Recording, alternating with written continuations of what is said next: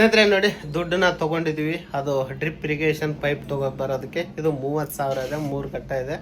ಇಷ್ಟು ರೊಕ್ಕ ಬೇಕಾಗುತ್ತೆ. ಇಷ್ಟು ರೊಕ್ಕ ಮತ್ತೆ ಹೊಲ ಹೊಡೆದಿರೋದು ಅದೆಲ್ಲ ಅಂತಂದ್ರೆ ನಮಗೆ ಮಿನಿಮಮ್ 50,000 ಖರ್ಚು ಬರುತ್ತೆ.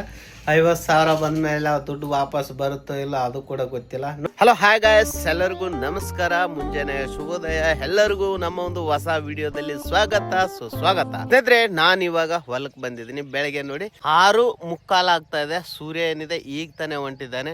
ನಾನು ಇವಾಗ ಬೆಳಗ್ಗೆನೆ ಹೊಲಕ್ಕೆ ಬಂದಿದ್ದೀನಿ. ಯಾಕೆ ಬಂದಿದ್ದೀನಿ ಅಂತಂದ್ರೆ, ನೀವು ಈ ಹೊಲ ಏನ್ ನೋಡ್ತಿದ್ರಲ್ಲ, ಈ ಒಂದು ಹೊಲ ಚೆನ್ನಾಗಿ ಒಡೆದು ಬಿಟ್ಟಿದ್ದೀನಿ. ಈ ಹೊಲದಲ್ಲಿ ನಾವು ಬದನೆ ಗಿಡ ಹಚ್ಬೇಕಂತ ಲೆಕ್ಕ ಹಾಕೊಂಡಿದ್ದೀನಿ.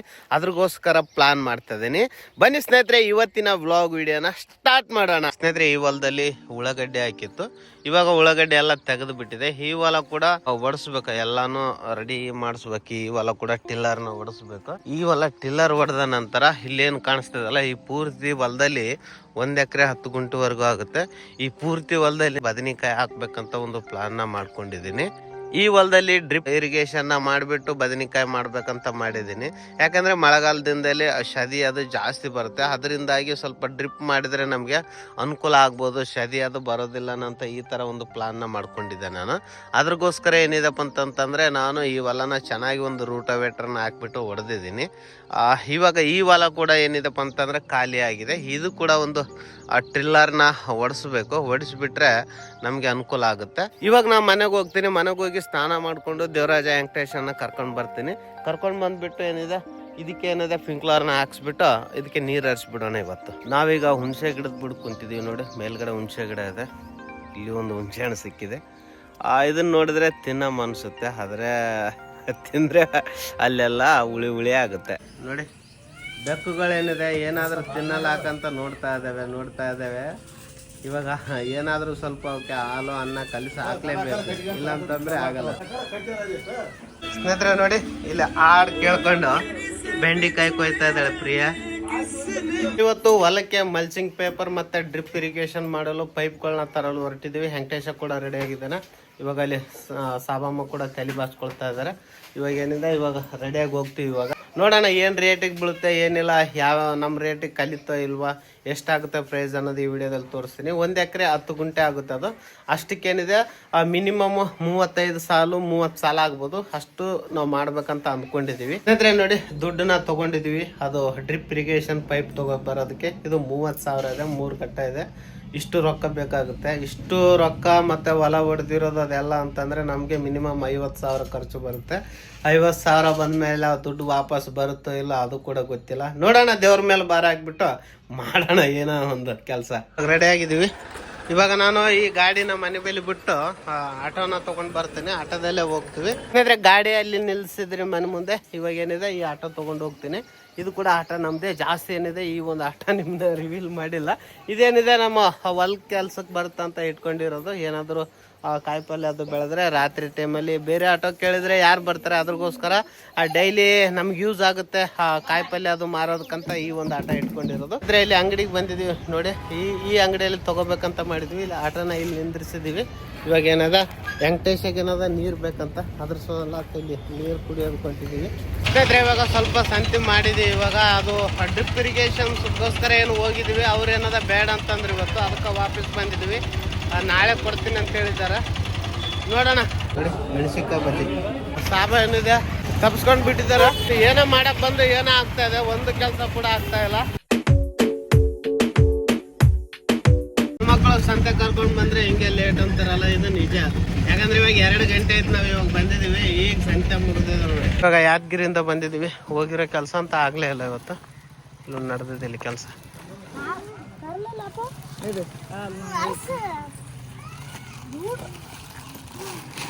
ಇವ್ರು ಯಾಕೆ ಬಂದಿದಾರಂದ್ರೆ, ಮೆಲಕ್ ಜಗಳ ಅದಕ್ಕೆ ಕೊಡ ಆಕಿನ ಕೈ ಮೆಲಕ್ ಗಾಡಿ.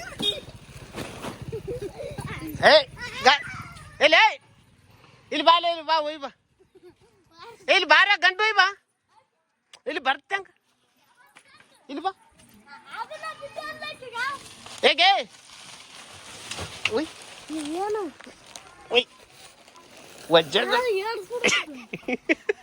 ಫ್ರೆಂಡ್ಸ್, ಇದನ್ನ ಜಗಳಾಡಿ ಇಲ್ಲೇ ಬಿಟ್ಟು ಹೋದ್ರು ನೋಡೋರು. ಬೆಕ್ಕುಗಳು ನೋಡಿ ಇಲ್ಲಿ ಕುಂತಿದ್ದಾವೆ. ಬಂದ್ರಪ್ಪ ಏನಾದ್ರೂ ನಮಗೆ ಹಾಕ್ತಾರ. ಇದೊಂದೇ ಕೆಲಸ, ಬರೀ ತಿನ್ನೋದು ಕೊಡೋದು. ಬಂದ ಕೂಡಲೇ ಏನ್ ಯಾದಗಿರಿಯಿಂದ ತಂದಿದಾರಂತ ದೇವರಾಜ ನೋಡಿ, ಬರೀ ತಿನ್ನೋದು ಮಾತ್ರ ಭಾರಿ ನೀಟಾಗಿ ಯೋಚನೆ ಮಾಡ್ತಾನೆ. ನಿಂದೇನು ಕೆಲಸ? ಸ್ನೇಹಿತರೆ ಮನೆಗೆ ಬಂದೆ, ಮತ್ತೊಂದು ಆಟೋದ ಬಾಡಿಗೆ ಬಂದಿದೆ. ನಾನು ಬರಲ್ಲ ಕೆಲಸ ಇದೆ ಅಂತಂದ್ರು ಕೂಡ ನಮ್ಮವ್ರದ್ದೆ, ನಮ್ಮ ಅಣ್ಣ ತಮ್ಮರದ್ದು. ಅವ್ರು ಏನಿದಪ್ಪ ಅಂತಂದ್ರೆ ಇಲ್ಲ ಬಾ, ಯಾವ ಆಟೋ ಸಿಗ್ತಾ ಇಲ್ಲ ಅಂತ ಅಂದಿದ್ದಾರೆ. ಇವಾಗ ಹೊಸಳ್ಳಿಗೆ ಹೋಗಿ ಬರ್ಬೇಕು. ನಮ್ಮೂರಿಂದ ಒಂದು 6 ಕಿಲೋಮೀಟ್ರ್ ದೂರ ಆಗುತ್ತೆ. ಇನ್ನೂ ಕೂಡ ಅವ್ರು ಬಂದಿಲ್ಲ. ಗಾಡಿ ಬಂದು ಇಲ್ಲಿ ನಿಲ್ಲಿಸಿದ್ದೀನಿ ನಮ್ಮೂರಲ್ಲಿ. ಬಂದಿದ್ದೆ ನೋಡಿ ದೇವರಾಜ. ಸ್ನೇಹಿತರೆ ಈಗ ಹೊಸಳ್ಳಿಯಲ್ಲಿ ಕೂತ್ಕೊಂಡಿದ್ದೀವಿ. ಇನ್ನೂ ಕೂಡ ಬೀಗರೇನಿದೆ ಕಳಿಸ್ತಾ ಇಲ್ಲ. ಬೇಗ ಬಂದ್ರಾಯ್ತಂತ ನಾವು ಲೆಕ್ಕ ಹಾಕೊಂಡು ಬಿಟ್ಟು ಬಂದಿದ್ದೀವಿ. ಆದರೂ ಕೂಡ ಲೇಟ್ ಆಗ್ತಾ ಇದೆ. ಮತ್ತೇನು ಮಾಡೋಕ್ಕಾಗಲ್ಲ, ಎಷ್ಟೊತ್ತಾಗುತ್ತೆ ನೋಡೋಣ. ನಾನು ಒಂದು 5-6 ಗಂಟೆಗೆಲ್ಲ ಊರಲ್ಲಿರ್ತೀವಿ ಅಂತ ಅಂದ್ಕೊಂಡಿದ್ವಿ. ಈಗ 6 ಗಂಟೆಗೆ ಇನ್ನೂ 20 ನಿಮಿಷ ಮಾತ್ರ ಕಡಿಮೆ ಇದೆ. ಇನ್ನೂ ಯಾರು ಕೂಡ ಬಂದಿಲ್ಲ. ಇವಾಗ ಫೋನ್ ಮಾಡ್ತಾ ಇದ್ದಾರೆ. ಇವಾಗ ರೆಕಾರ್ಡಿಂಗ್ ಆಗೋ ಸಮಯದಲ್ಲೇ ಫೋನ್ ಮಾಡ್ತಾ ಇದ್ದಾರೆ. ಅವರು ಇವಾಗ ರೆಡಿ ಆದರೆ ಇನ್ನೂ ಇವಾಗ 6 ಗಂಟೆಗೆ 20 ನಿಮಿಷ ಕಡಿಮೆ ಇದೆ. ಇನ್ನೊಂದು 20 ನಿಮಿಷದಲ್ಲಿ ಊರನ್ನ ಬಿಟ್ಟು 6-6:15ಗೆಲ್ಲ ಊರಿಗೆ ಹೋಗ್ತೀವಿ. ಸಾಯಂಕಾಲ 6 ಗಂಟೆ ಹಾಗೆ ಹೋಯ್ತು. ಇನ್ನೂ ಕೂಡ ಯಾರು ಬಂದಿಲ್ಲ ನೋಡಿ. ಅದ್ರಗೋಸ್ಕರ ಇಲ್ಲಿ ಆಟೋ ನಿಲ್ಲಿಸ್ಬಿಟ್ಟು ಈ ಕಡೆ ಹೊರಗಡೆ ಬಂದಿದ್ದೀನಿ ನಾನು. ಏನಿದೆ ಅವ್ರು ಯಾವಾಗ ಬರ್ತಾರೋ ಏನಿದೆ ಇನ್ನೂ ಗೊತ್ತಿಲ್ಲ. ಊರಿಗೆ ಹೋಗೋಷ್ಟಿಗೆ 6 ಗಂಟೆ ಆಗ್ತಾ ಅಂತ ಅಂದ್ಕೊಂಡಿದ್ದೆ ನಾನು. ಹಂಗಲ್ಲ, ಇಲ್ಲಿ 6 ಗಂಟೆ ಆಗುತ್ತೆ, ಊರಿಗೆ ಹೋಗೋಷ್ಟೇ 6:15 ಆಗುತ್ತೆ. ರೆಡಿ ಆಗಬೇಕಲ್ಲ. ಆದರೆ ನಮ್ಮನ್ನು ಅಭಿಮಾನಿಗಳು ಕೂನ ಹಿಡಿತಾರೆ ಅಂತಂತಂದರೆ ನಮ್ಗೆ ಅದೇನು ಕಷ್ಟ ಅಲ್ಲ. ಆದರೆ ಜೀವನನ ನಾವು ನಾರ್ಮಲ್ ಜೀವನ ಏನಿದೆ, ನಮ್ಗೆ ಬೇಕಾಗಿರೋದು ತಿನ್ನೋದು, ಬೇಕಾಗಿರೋ ಜಾಗದಲ್ಲಿ ಕುತ್ಕೊಳ್ಳೋದು, ಬೇಕಾಗಿರೋ ಜಾಗದಲ್ಲಿ ತಿರುಗಾಡೋದು, ಈ ಥರ ಏನು ಇರ್ತೀವಲ್ಲ ಆವಾಗ ಕಷ್ಟ ಆಗುತ್ತೆ. ಆ ಥರ ಇರೋಕ್ಕಾಗಲ್ಲ.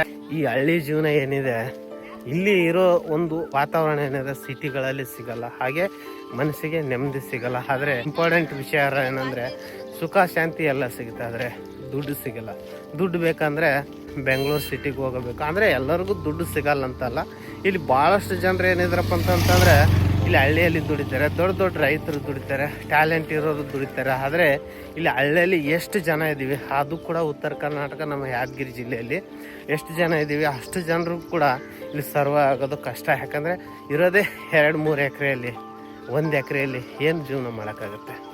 ಅದರಿಂದಾಗಿ ಇಲ್ಲಿ ಸುಖ ಶಾಂತಿ, ನೆಮ್ಮದಿ, ಗಾಳಿ, ವಾತಾವರಣ ಎಲ್ಲ ಸಿಗುತ್ತೆ. ಆದರೆ ಸಿಟಿಗಳಲ್ಲಿ ಇದು ಸ್ವಲ್ಪ ಸಿಗಲ್ಲ, ನೆಮ್ಮದಿ ಸಿಗಲ್ಲ. ಆದರೆ ದುಡ್ಡು ಸಿಗುತ್ತೆ.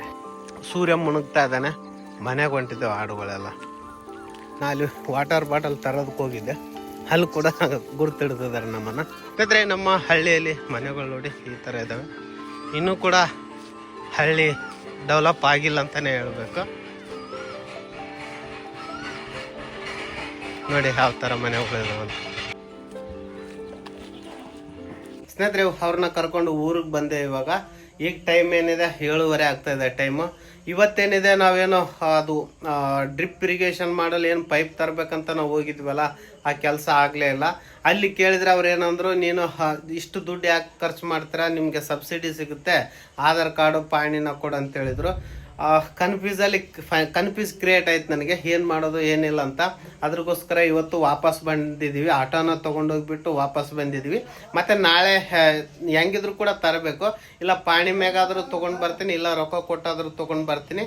ಇವತ್ತಿನ ವಿಡಿಯೋದಲ್ಲಿ ಇಷ್ಟೇ. ಮತ್ತೆ ಮುಂದಿನ ವಿಡಿಯೋದಲ್ಲಿ ಸಿಗೋಣ. ಅಲ್ಲಿವರೆಗೂ ನಮಸ್ಕಾರ, ಜೈ ಹಿಂದ್, ವಂದೇ ಮಾತರಂ.